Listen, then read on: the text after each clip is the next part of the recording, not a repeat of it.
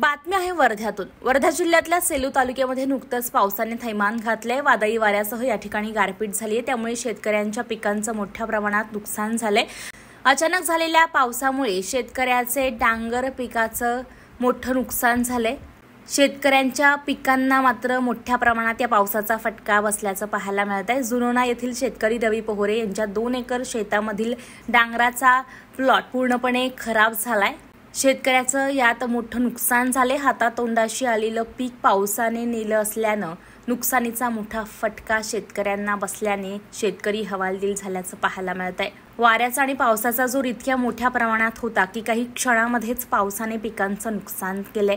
अनेक ठिकाणी मोठमोठी झाडे पडलेली आहेत, विद्युत तारा देखील तुटलेल्या आहेत। त्यामुळे ग्रामीण भागातील लोकांचं जीवन पूर्ण विस्कळीत झालंय। नाव सांगा। रवींद्र सोनबाजी पोवळे, जुनोना, तालुका सेलू, जिल्हा वर्धा। कशाचं नुकसान आहे आपलं? हे मी डांगर लावला आहे। किती एकरामध्ये आहे? जवळपास 2.25 एकर जागा आहे। अच्छा, माहिती द्या ह्याच्याबद्दल। तर याचा खर्च जवळपास 1 लाख ते 1,10,000च्या जवळपास खर्च आहे।